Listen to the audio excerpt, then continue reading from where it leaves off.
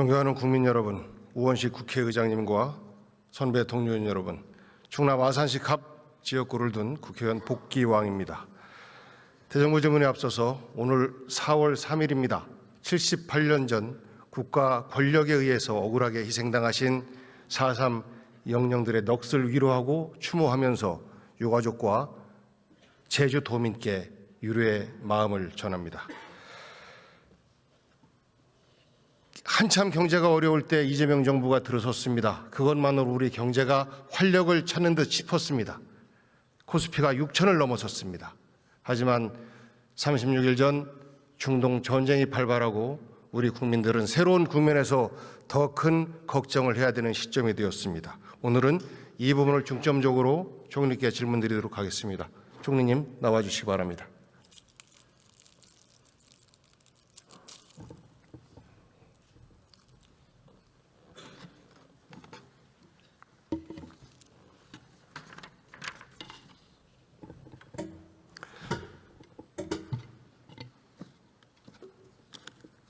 중동 사태에 대한 걱정이 대통령님과 총리님께서 가장 크실 텐데요.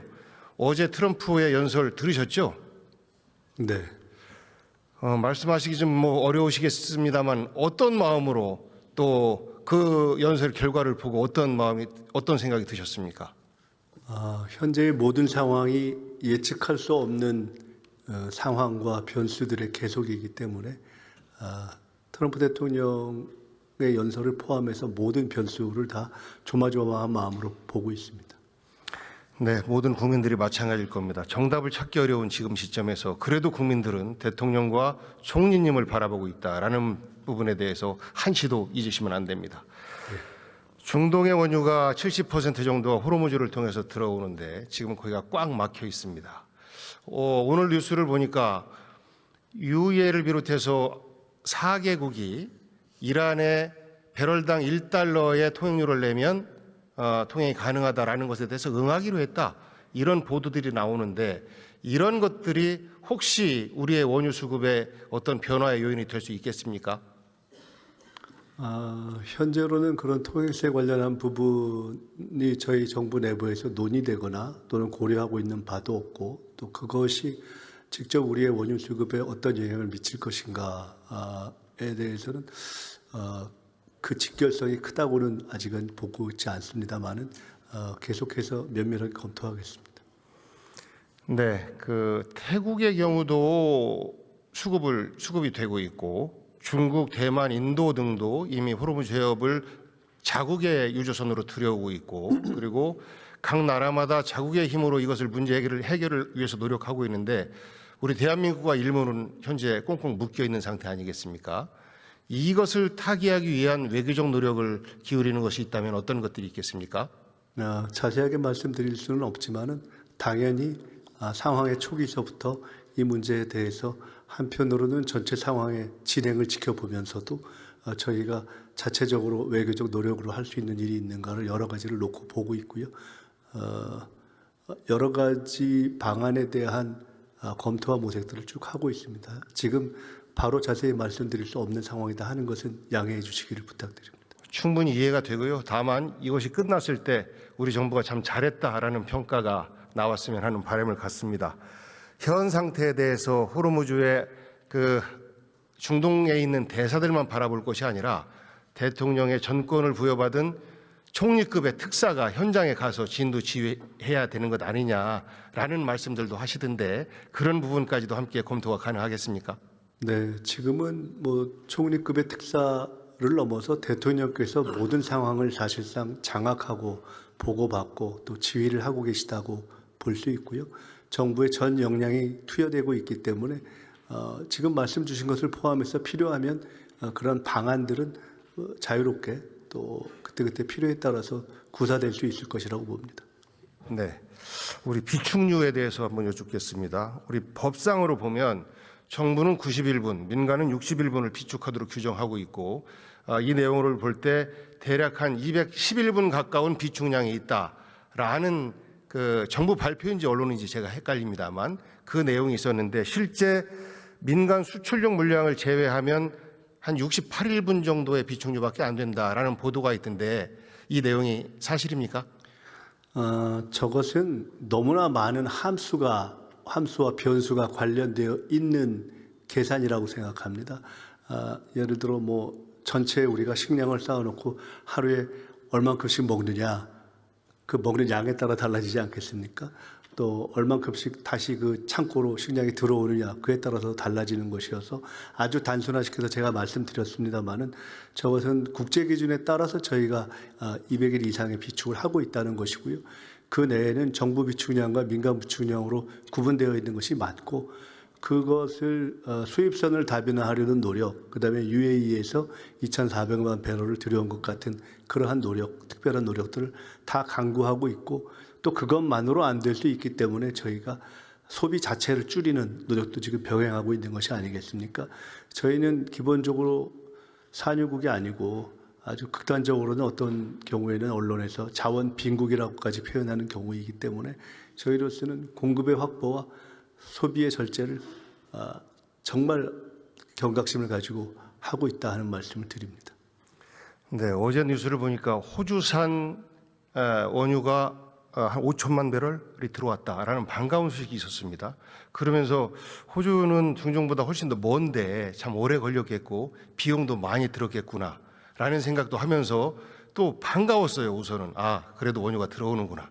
이런 조치들이 현 상황에서 계속해서 이어질 수 있겠습니까? 아까도 말씀드렸지만은 UAE에서 상황 초반에 반가운 소식이 있었던 것처럼 여러 가지 다양한 방법의 공급의 어떤 안전망 확보가 이루어질 수 있도록 모든 외교적 노력을 다 하고 있다, 이렇게 말씀드리겠습니다.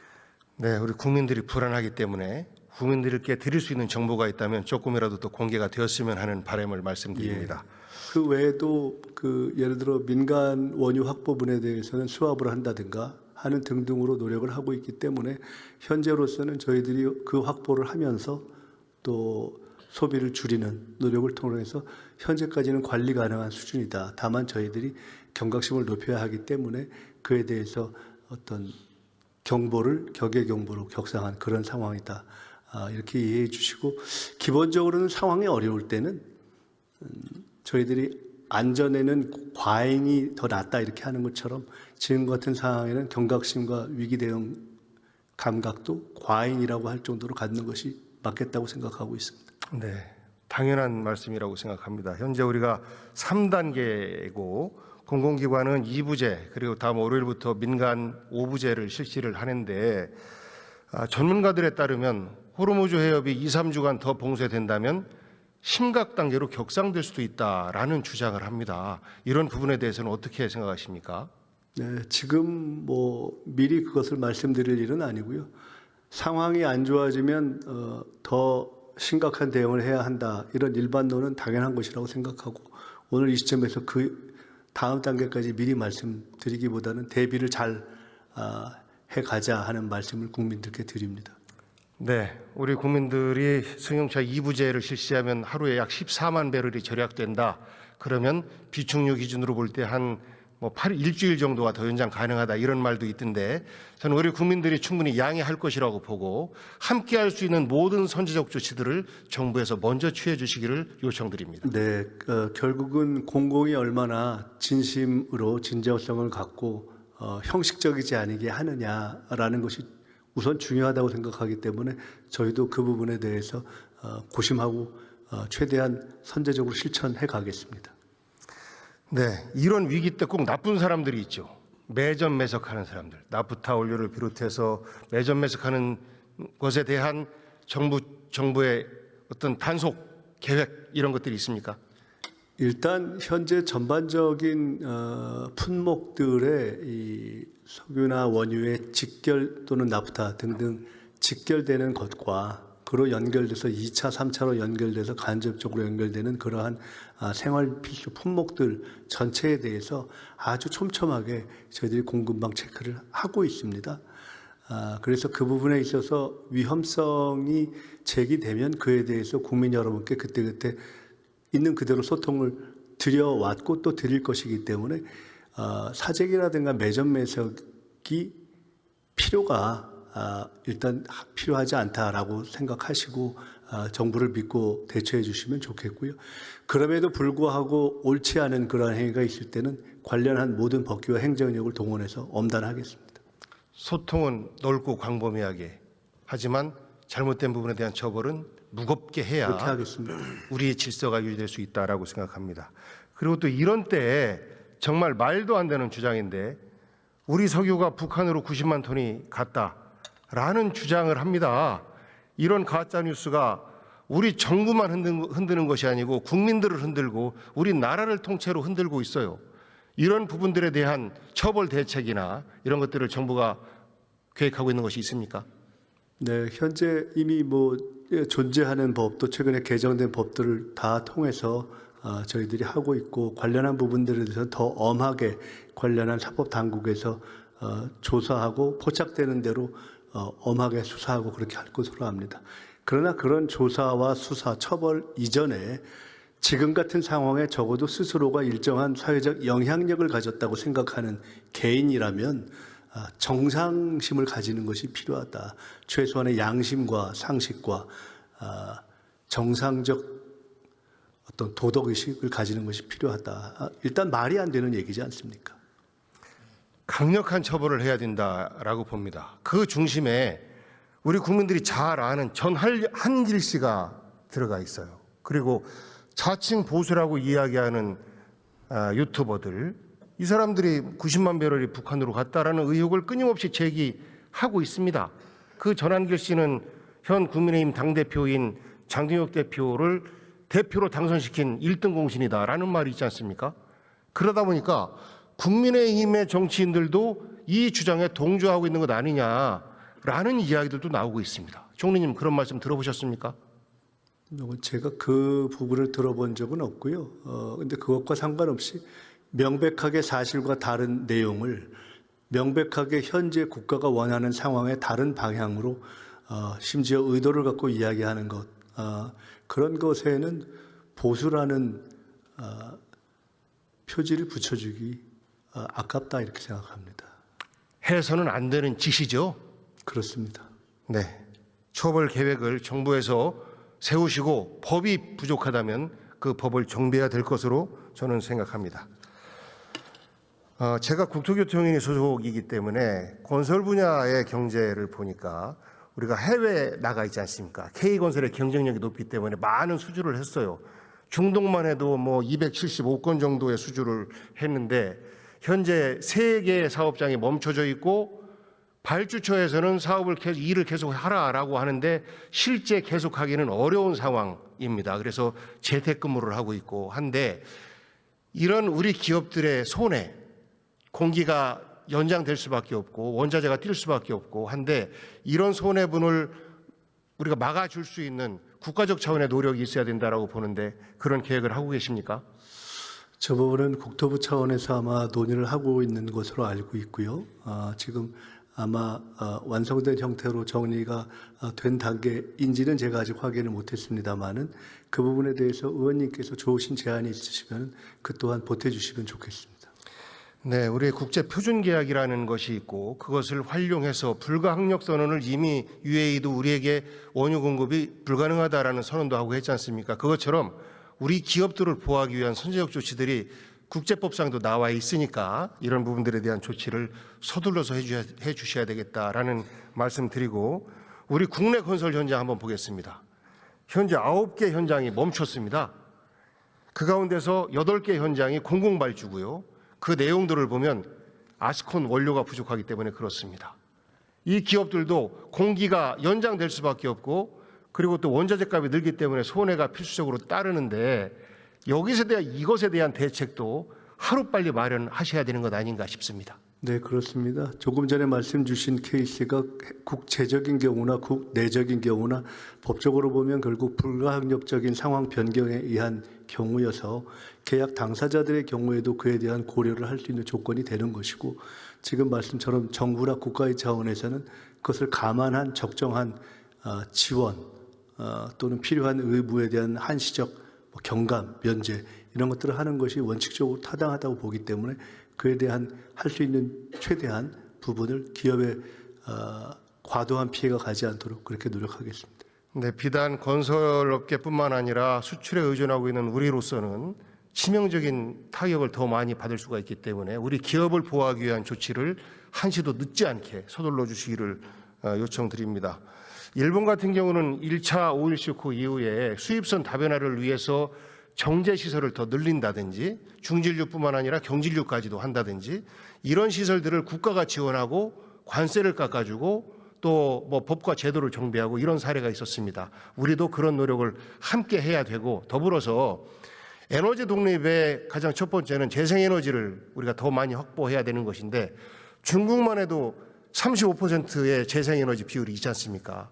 이 기회에 획기적으로 늘릴 수 있는 대책을 마련해 주시기를 요청드립니다. 네, 위기를 기회로 삼자. 이 기회에 재생에너지 확대에 대한 원래 계획이 있었지만 더 확대하자는 이야기를 상황 초기부터 대통령님께서 여러 차례 강조하셨고 어제도 관련한 우리 기후부 장관님과 그런 논의를 했습니다마는 다만 다음 주에 국무회의에서 보다 본격적으로 논의하게 될 것으로 알고 있고 저희들이 원래 설정했던 연차적 계획을 필요하다면 조금 더 집중해서 앞당기는 것까지 검토해서 실행하도록 하겠습니다. 네, 주제를 바꿔서 개헌 이야기 한번 드려보겠습니다. 6월 3일 지방선거일 날 투표하면 좋지요. 비용도 아끼고 얼마나 좋습니까? 국민들 덜 피곤하고. 그런데 지금까지 그런 합리적인 우리의 개헌 제안에 대해서 국민의힘은 당리당략의 이유로 매번 반대해 왔었습니다. 문재인 정부 때도 발의됐음에도 불구하고 국민의힘의 거부로 안 됐었습니다. 저는 6월 3일 날 반드시 최소한의 개헌이 되어야 된다라고 생각하는데 총리님과 우리 정부 또 대통령님의 의지는 어떠신지 말씀해 주시기 바랍니다. 말씀드렸듯이 저희는 최소한도라도 변화한 시대에 맞춰서 우리 국가의 기본 틀인 헌법을 바꿔나가는 것이 좋다는 생각을 가지고 있습니다. 어제 대통령님께서도 국회의장님과 각 당 대표들이 모인 자리에서 그런 입장을 피력하셨고요. 저는 개인적으로 당의 정책위 의장을 할 때 5.18 민주화운동 헌법전문 수록이라는 원포인트 개헌을 처음 제기했던 사람이기도 해서 그것을 포함해서 지금 부마 민주항쟁까지를 포함한 전문 개정에 대해서 저는 꼭 이루어졌으면 좋겠다는 간절한 바람을 가지고 있습니다. 합의 가능한 수준부터 차례차례로 이번에 부족한 부분은 또 다음번에 개정하면 된다라고 생각합니다. 하지만 그런 부분들에서 통째로 반대하고 있는 국민의힘에 대해서 우리 국민들이 용서하지 않을 것이다 라고 생각합니다. 개헌 반드시 돼야 되는데 만약에 6월 3일 날 국민투표가 진행된다 라고 했을 때 우리가 4월 6일 날 발의하고 그러면 곧바로 국무회의에서 공고하고 또 국회에서 5월 초에 의결하고 6월 3일 날 투표하고 이 숨가쁘게 진행되는데 이런 촉박한 일정에 맞춰서 행정적 준비가 가능하겠습니까? 네, 그것은 국회에서 진행을 해 주시면 그에 맞춰서 차질이 없도록 하겠습니다. 충분히 하실 수 있죠? 그렇습니다. 네, 국민의힘이 그동안 반대를 계속했는데 김용태 의원인 젊은 정치인께서 찬성을 보내주셔서 앞으로도 많은 국민의힘 의원들이 개헌 찬성의 입장으로 돌아서기를 희망합니다. 저희들도 노력할 텐데 총리께서도 노력해 주시겠습니까? 네, 저도 기회가 있을 때마다 국민의힘 의원님들과 또 그 관련한 분들을 뵐 때 이런 말씀을 많이 나누고 있습니다. 노력하겠습니다. 네, 총리님 어려울 때 국가의 초대 총리가 되셔서 많은 어려움을 이겨냈고 또 이번 중동 사태도 이겨낼 것이라고 믿습니다. 국민에게 사랑받는 거 쉽지 않은데요. 사랑받는 대통령, 사랑받는 총리 행복하게 생각하시고 더 일 열심히 해주시기 바랍니다. 네, 감사합니다. 예, 들어가시죠. 좋습니다.